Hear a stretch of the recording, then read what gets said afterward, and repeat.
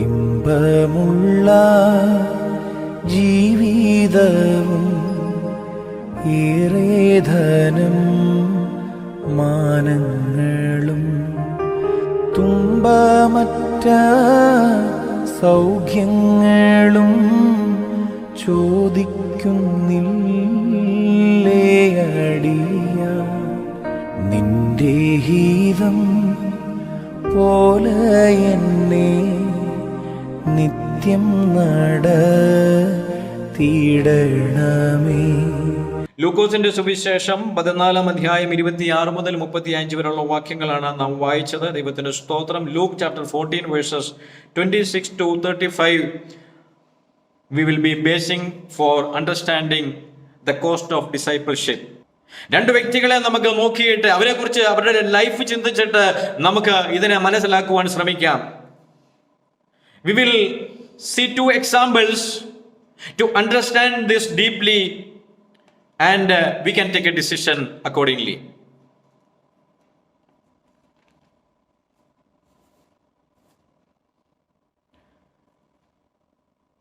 In Genesis we see 2 important persons.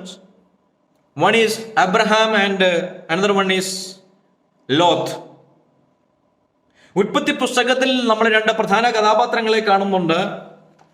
ഒന്ന് അബ്രഹാമാണ്, രണ്ടാമത്തേത് Lot എന്ന് പറയുന്ന വ്യക്തിയാണ്.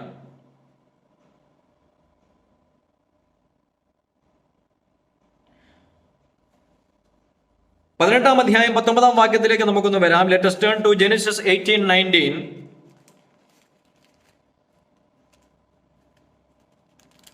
18:19 നമുക്കൊന്ന് വായിക്കാം.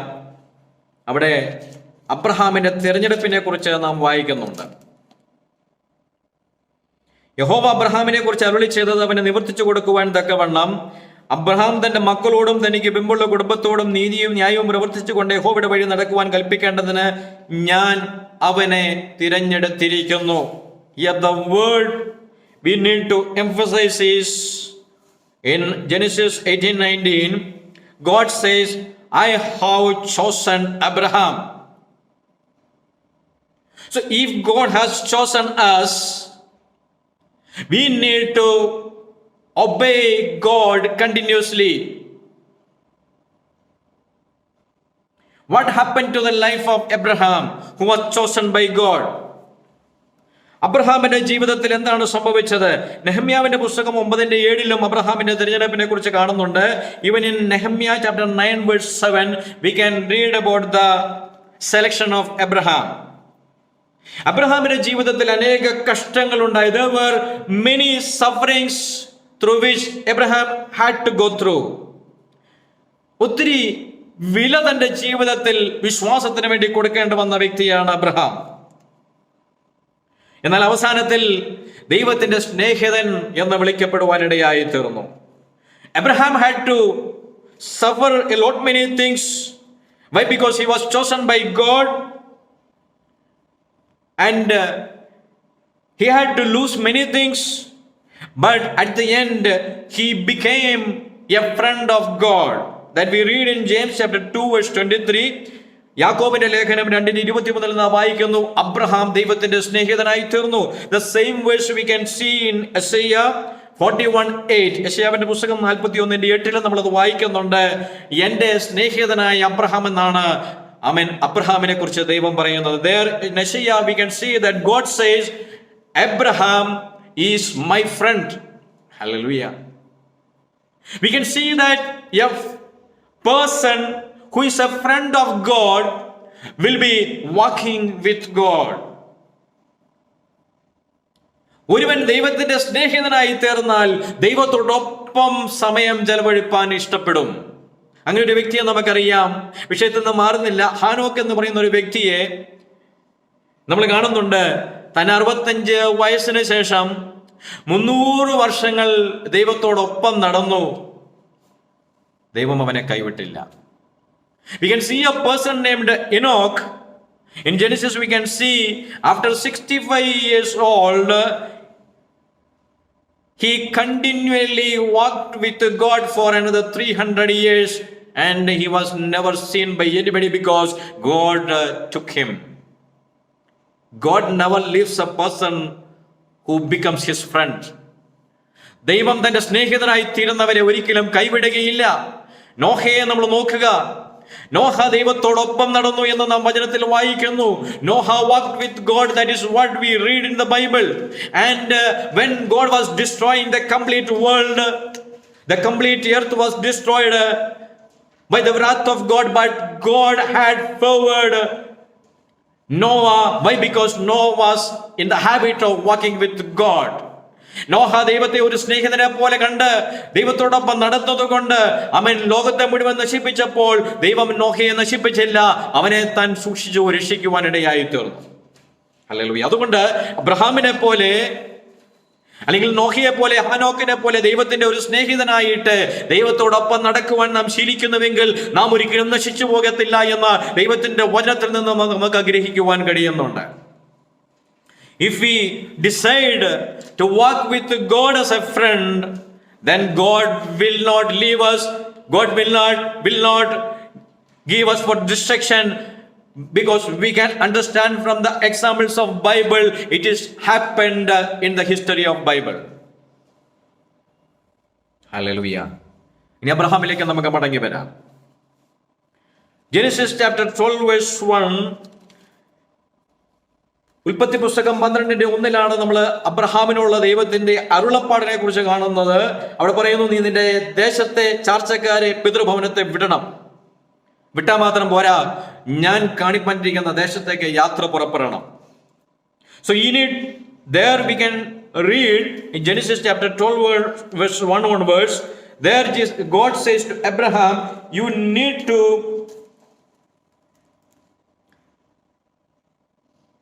leave your country, your relatives and your household, and you need to start going to the place which I will show you. That is what Jesus said. If you want to follow me, if you want to become a disciple, you need to forsake many things.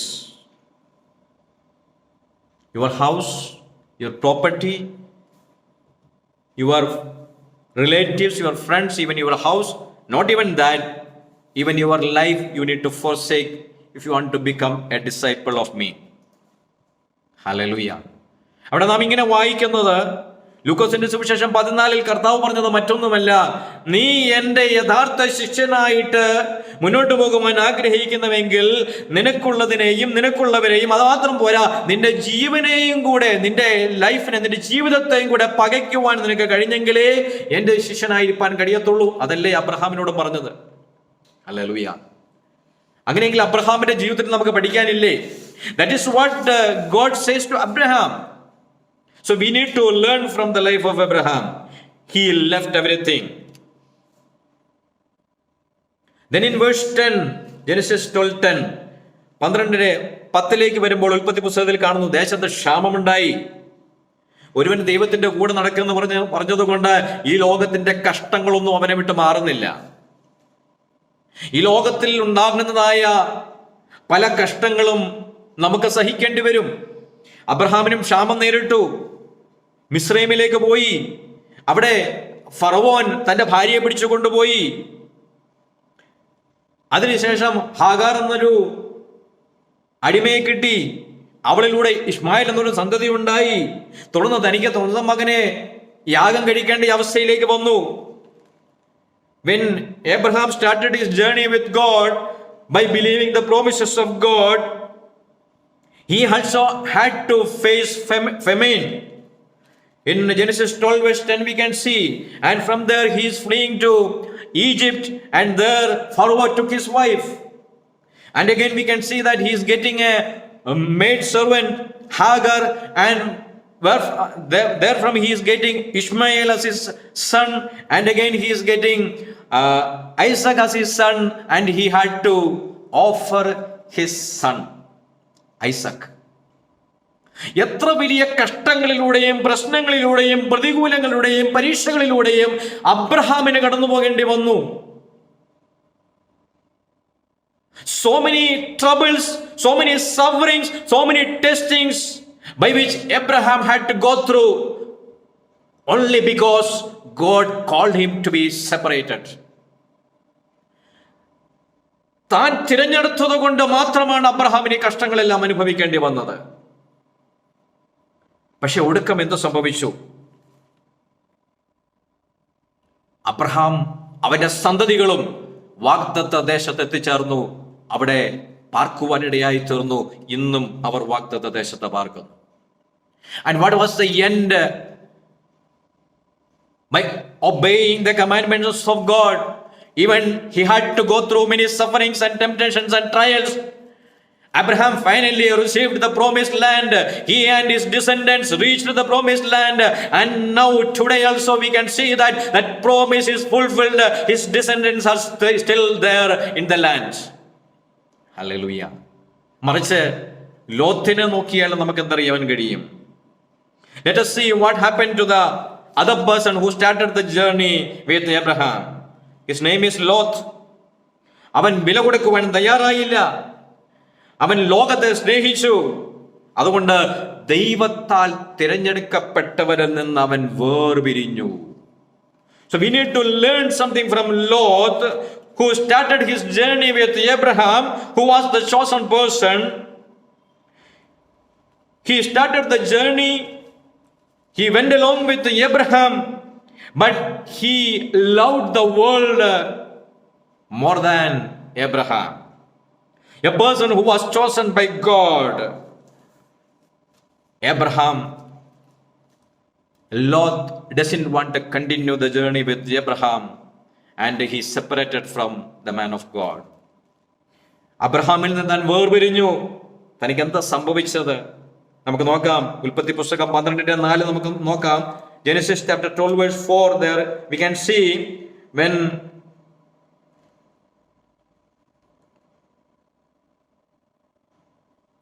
we read there, Lot also went along with Abraham. അവിടെ ലോത്തും അബ്രഹാമിനോട് കൂടെ യാത്ര പുറപ്പെട്ടു. Then again in verse 13:5, chapter 13 verse 5, 13:5 വരുമ്പോൾ ഇവിടെ കാണുന്നു, ലോത്തിന്റെ സമ്പത്ത് വർദ്ധിച്ചു. The possessions of and the wealth of Lot increased too much. In 13:5 we can read there. And when we come to verse 7 in chapter 13, ഉൽപ്പത്തി 13:7 വരുമ്പോൾ അവിടെ കാണുന്നു, അബ്രഹാമിന്റെ ഇടയന്മാർക്കും ലോത്തിന്റെ ഇടയന്മാർക്കും തമ്മിൽ വഴക്കുണ്ടായി. Then we read in chapter 13 verse 7 in Genesis, there was a strife between the herdsmen of Abraham's livestock and the herdsmen of Lot's livestock. അബ്രഹാമും ലോത്തും തമ്മിലല്ല ബുദ്ധിമുട്ടുണ്ടായത്, ഇടർച്ചയുണ്ടായത്. അവർക്കുള്ളവരിൽ നിന്നാണ് അങ്ങോട്ടും ഇങ്ങോട്ടും ഇടർച്ചയുണ്ടായത്. ആ പ്രശ്നം ലോത്ത് പരിഹരിച്ചിരുന്നുവെങ്കിൽ, ആ പ്രശ്നം പരിഹരിക്കുവാൻ ലോത്ത് മുൻകൈയെടുത്തിരുന്നുവെങ്കിൽ, ലോത്തും കുടുംബവും അവന്റെ സന്തതികളും നശിച്ചു പോവുകയില്ലായിരുന്നു.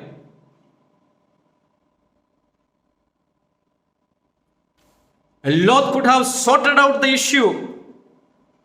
If he was sorting out the issue, his own life, his family, and his descendants might not have ruined their life. പക്ഷെ എന്താ സംഭവിച്ചത്? 10ാമത്തെ വാക്യം നോക്കിക്കേ. അവിടെ അവൻ തല ഉയർത്തി നോക്കി, ലോകത്തിന്റെ സുഖങ്ങളിലേക്ക് നോക്കി, ലോകത്തിന്റെ സമ്പത്തിലേക്ക് നോക്കി, നീരോട്ടമുള്ള ദേശങ്ങളെ തിരഞ്ഞെടുത്തു. Then we can see chapter 13 verse 10, Lot, instead of solving the issue, Lot lifted up his eyes and saw all the valley of the Jordan, means all the pleasures of the land, all the pleasures of the world, and he decided to be separated from the man of God and to follow the pleasures of the world. അവിടെ ലോത്തിന് സംഭവിക്കുന്ന പരാജയം ശ്രദ്ധിക്കുക. ഒരു ദൈവ പുരുഷനോടുകൂടെ, ദൈവത്താൽ തിരഞ്ഞെടുക്കപ്പെട്ട ഒരു വ്യക്തിയോടുകൂടെ യാത്ര ആരംഭിച്ച ലോത്ത്, അവന്റെ കുടുംബാംഗങ്ങൾ അല്ലെങ്കിൽ അവന്റെ ഇടയന്മാർക്ക്, വേലക്കാർക്കും തമ്മിൽ പ്രശ്നമുണ്ടായപ്പോൾ ആ പ്രശ്നത്തെ പരിഹരിക്കുവാൻ നിൽക്കാതെ അവൻ ലോകത്തിലേക്ക് നോക്കി, ലോകത്തിന്റെ സുഖങ്ങളിലേക്ക് നോക്കി, അത് താൻ തിരഞ്ഞെടുത്ത യാത്ര മുമ്പോട്ട് പോവുകയാണ്. We need to understand here, instead of solving the problems and issues in the life, it will come when you start your walking with God, when you start your journey with the church, with the men of God. There will be issues in this world because devil is working everywhere. But you need to understand the issues are temporary. You need to sort it out by believing and depending on the God, on the Spirit of God. You need to sort out the problems, and you need to be associated with the men of God. You need to be associated with the church. സഭയോട് ചേർന്ന് നിൽക്കണം, ദൈവദാസരോട്, ദൈവജനത്തോട് ചേർന്ന് നിൽക്കണം. ഒരു കാരണവശാലും ലോകത്തിൽ ആശ്രയിച്ച് ലോകത്തിന്റെ ഇമ്പങ്ങളിൽ മുഴുകിയിട്ട് ദൈവജനവുമായിട്ട് വേർപിരിയരുത്. അത് നമുക്ക് വലിയ നാശത്തിലേക്ക് നമ്മളെ കൊണ്ട് എത്തിക്കുമെന്ന് തിരിച്ചറിയണം. We need to understand, if we are going to be separated from the men of God, if we are going to be separated from this church, not this local church, from the church of God, if we are for the pleasures of the world, if you are taking a decision to be separated from the church of God, the day is the start of your destruction. മറ്റെന്തും പൊക്കോട്ടെ, ദൈവജനവുമായിട്ടുള്ള സമ്പർക്കം, ദൈവത്തോടുള്ള സമ്പർക്കം, ദൈവസഭയോടുള്ള കൂട്ടായ്മ, അത് നഷ്ടപ്പെടുത്തത്തില്ലെന്ന് ഒരു തീരുമാനമെടുത്ത് ഉറച്ചു നിന്നാൽ, അങ്ങനെ നിന്നവരെ ആരെയും ദൈവം കൈവിട്ടിട്ടില്ല. Hallelujah. We need to take a bold decision that in any cost I am not going to give up the fellowship which I am getting from the church, the support which I am getting from the fellow believers. I am not going to be separated from that. Whatever the cost I have to give, I will continue with this fellowship. ദൈവജനത്തോടൊപ്പം, ദൈവസഭയോടൊപ്പം ഞാൻ നിൽക്കുമെന്നൊരു തീരുമാനമെടുത്ത് ഉറച്ചു നിന്ന് കഴിഞ്ഞാൽ ലോകത്തിലെ ഒരു ശക്തിക്കും വ്യക്തിക്കും നമ്മെ പരാജയപ്പെടുത്തുവാൻ കഴിയത്തില്ല. കാരണം നമ്മുടെ കരം പിടിച്ച് നമ്മളെ തിരഞ്ഞെടുത്തവൻ, നമ്മുടെ കരം പിടിച്ചിട്ടുണ്ട്. അവൻ വാഗ്ദത്ത ദേശത്ത് നമ്മെ കൊണ്ട് എത്തിക്കും. ഹല്ലേലൂയ. ലോത്തിന് എന്താ സംഭവിച്ചത്?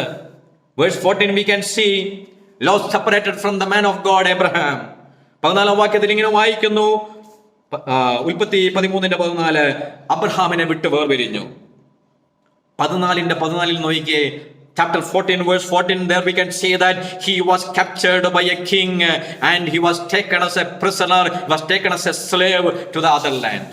നമ്മൾ വായിക്കുന്നു 14 വാക്യത്തിൽ വായിക്കുന്നു, മറ്റൊരു രാജ്യത്തിലെ രാജാവ് വന്നവരെ കീഴടക്കി അവനെ ഒരു അടിമയാക്കി പിടിച്ചു കൊണ്ടുപോയി. തീർന്നില്ല. 19 അവിടെ Abraham മടക്കിക്കൊണ്ടുവരുന്നുണ്ട്. and Abraham is redeeming him, but in from chapter 19 verses 1 onwards we see, 19 അധ്യായത്തിന്റെ 1 മുതൽ വായിക്കുമ്പോൾ അവിടെ കാണുവാൻ കഴിയുന്നത്, സോദോം എന്ന മ്ലേച്ഛതയുടെ മധ്യത്തിലാണ് അവൻ ചെന്നുപെട്ടിരിക്കുന്നത്. We can see where he landed up. Lot landed up in Sodom, the place of wickedness, the place of all the ugliness. He and his family is there. And in verse 17 we can read that he had to leave everything, whatever the possession he had, whatever the wealth Lot had, he had to leave everything. Only with the clothes he was wearing, he had to flee from the place which was going to be destroyed by the wrath of God. ആ ലോകത്തെ സ്നേഹിച്ച് കടന്നുപോയ ദൈവജനവുമായിട്ട് ദൈവദാസനുമായിട്ടുള്ള ബന്ധം നഷ്ടപ്പെടുത്തി കടന്നുപോയ അബ്രഹാമിനോട് വേർപിരിഞ്ഞ് പോയ ലോത്തിന്റെ അനുഭവം എന്താണ്? അവൻ സോദോമിൽ അധികകാലം താമസിക്കുവാൻ, അധികകാലം ലോകത്തെ ആസ്വദിക്കുവാൻ അവന് കഴിഞ്ഞില്ല. ദൈവത്തിന്റെ ക്രോധം മുകളിൽ നിന്ന് ഇറങ്ങി വന്നപ്പോൾ 17-ാം വാക്യത്തിൽ നാം വായിക്കുന്നു, അവനെ താൻ ഇട്ടിരിക്കുന്ന ഉടുപ്പല്ലാതെ ഒന്നും എടുക്കാതെ അവൻ ആ ദേശം വിട്ട് ഓടിപ്പോകേണ്ട വന്നു. അവൻ സമ്പാദിച്ചത് എവിടെ? ആ ഓടിപ്പോക്കിൽ തന്റെ ഭാര്യയെ കൂടി അവന് നഷ്ടപ്പെട്ടു. Verse 26 we can see that not only his wealth, even his wife was frozen.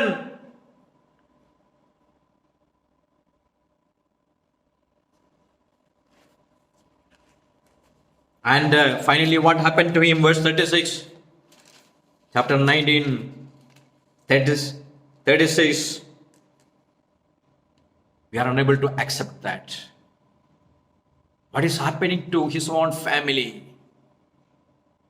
ലോത്തിന്റെ അവസാനം സംഭവിക്കുന്നത് 19-ാം അധ്യായത്തിന്റെ 36 മുതലുള്ള വാക്യങ്ങൾ വായിക്കുമ്പോൾ നമുക്കത് അംഗീകരിക്കാൻ കഴിയാത്ത രീതിയിൽ മ്ലേച്ഛതയിലേക്ക് അവന്റെ കുടുംബം തന്നെ തകർന്നു പോകുന്നത് അവിടെ കാണുവാൻ കഴിയുന്നു. What a pity! എത്രമാത്രം മോശകരമായ അനുഭവത്തിലേക്കാണ് ലോത്ത് ചെന്ന് പതിക്കുന്നത് നോക്കിയേ. ലോത്തിന് മാത്രമല്ല, അവന്റെ തലമുറകളെ കുറിച്ച് നമ്മൾ വായിക്കുന്നുണ്ട്. ഉൽപ്പത്തി പുസ്തകം 19:30 വായിക്കുന്നു. മോവാബിനെ കുറിച്ച് മാത്രമൊന്നും ചിന്തിപ്പാൻ സമയം നമ്മുടെ മുമ്പിലുള്ളൂ. അവിടെ മോവാബ് എന്ന് പറയുന്നത് മോവാബിയരുടെ പിതാവ് എന്നറിയപ്പെടുന്നു, അവന്റെ മൂത്ത മകളുടെ മകൻ. Then we can read what happened to the descendants of Lot. In Genesis 19:37 we can see that Moab became the father of Moabites, that is the son of his elder daughter. And from that land the king of Moab named Balak, he called Balaam to curse Israel, his own brothers. Numbers 23:7, സംഖ്യാപുസ്തകം 23:7 നാം വായിക്കുന്നു, ആ Moab പിന്നീട് അവിടുത്തെ രാജാവ് തന്റെ സ്വന്തം സഹോദരങ്ങളെ ശപിക്കുവാൻ വേണ്ടി ബാലാം എന്നുള്ളൊരു പ്രവാചകനെ വിളിച്ചു വരുത്തുകയാണ്. എത്രമാത്രം അധംപതിച്ചത് നോക്കിയേ, സ്വന്തം സഹോദരങ്ങളെ ശപിക്കുവാൻ.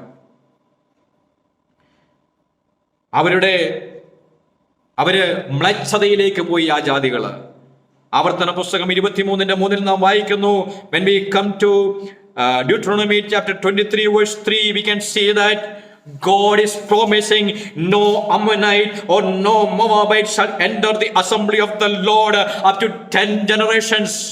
അടുത്ത 10 തലമുറകൾ വരെ പോലും മോവാബിന്റെയോ അമ്മോന്റെയോ തലമുറകള് എന്റെ സന്നിധിയിൽ പ്രവേശിക്കുകയില്ല എന്ന് അവൻ ദൈവം അവരെ ശപിക്കുകയാണ്.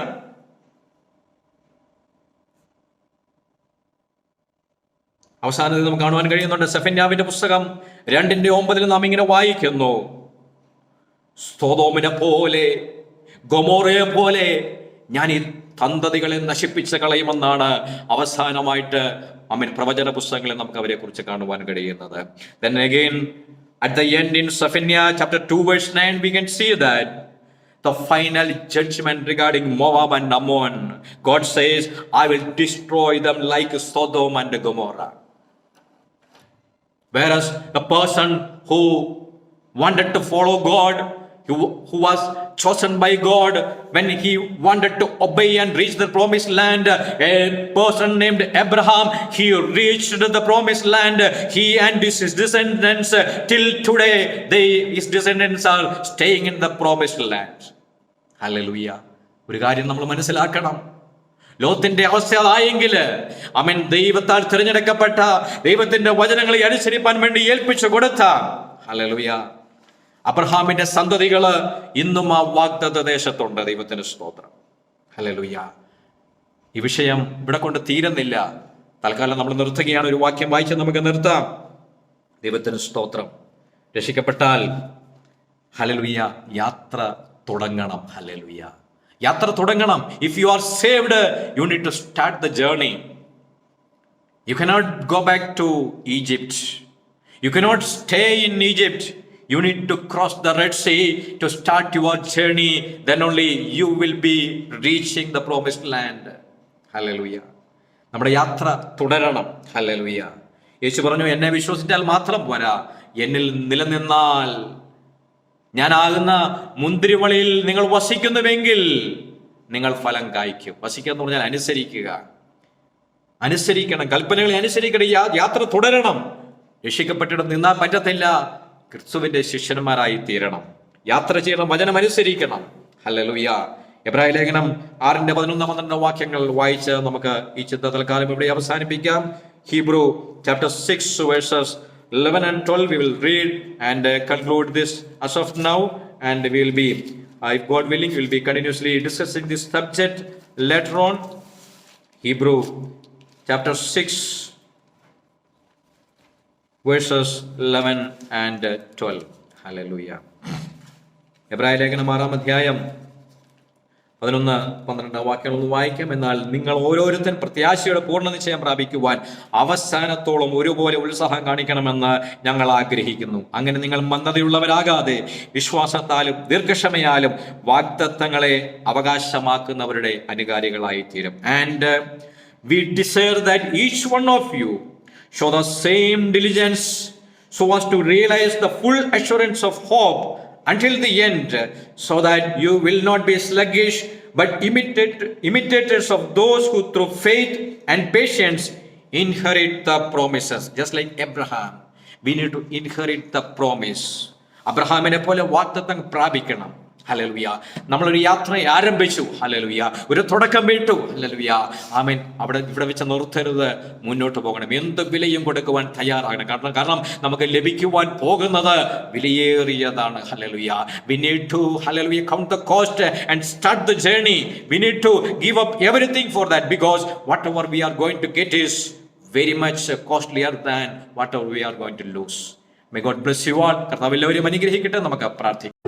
ഇമ്പമുള്ള ജീവിതവും ഏറേധനം മാനങ്ങളും തുമ്പമറ്റ സൗഖ്യങ്ങളും ചോദിക്കുന്നില്ലേ അടിയ, നിന്റെ ഹിതം പോലെ എന്നെ നിത്യം നടത്തിയിടണമേ.